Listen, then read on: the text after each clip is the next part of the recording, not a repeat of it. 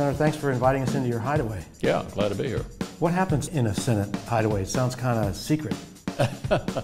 Well, it's an extra office. But nothing sneaky. This is not where the secret trade deal gets cut. I expect the hideaway term comes from times when there was something sneaky going on. Those were the good old days.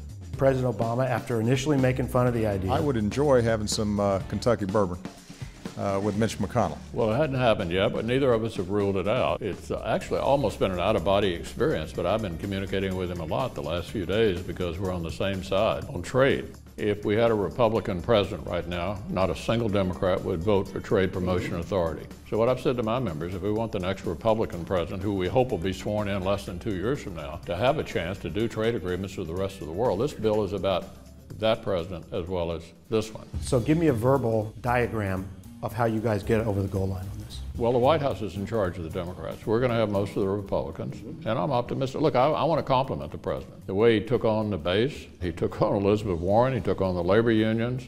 Are there a lot of Democrats who think Obama's right and you're right, but are scared to vote that way? way? You'd have to ask them. I don't know. No, but what's your sense? What I can tell you, the unions have always been against trade bills. The question is how many Democrats pay attention to them on an issue like this.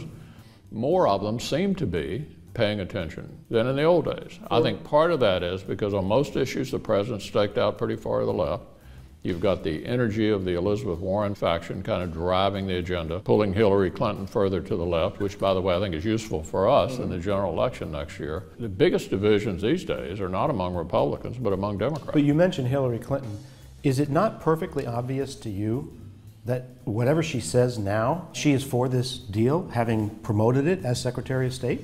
The energy is on the left in the Democratic Party, and I don't know what she really thinks, but she's being pulled in that direction because of her campaign for president. It's politics. Well, yeah, I mean, was it politics then or was it politics now? I don't know what she really thinks. All I care about is where she is. How would you assess the juice that Elizabeth Warren has around this place right now, her ability to rally support against the Trade Promotion Authority in this deal in the Senate, maybe in the House? We're going to find out here. This debate comes at an interesting time when these divisions on the Democratic side are so obvious.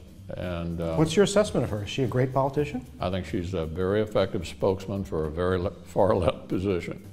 But you think you can beat her? We're going to find out here. Yeah, I think we can. Hey YouTube fans, I'm Landon Dowdy from CNBC. Thanks so much for checking out our channel. Here you'll find videos packed with all the info that you need to be smarter about your finances. Be sure and subscribe by clicking right here and click on all the videos around me to see CNBC's original series Young Money, Tech Bet, Kramer's Mad Money, and all the latest from CNBC.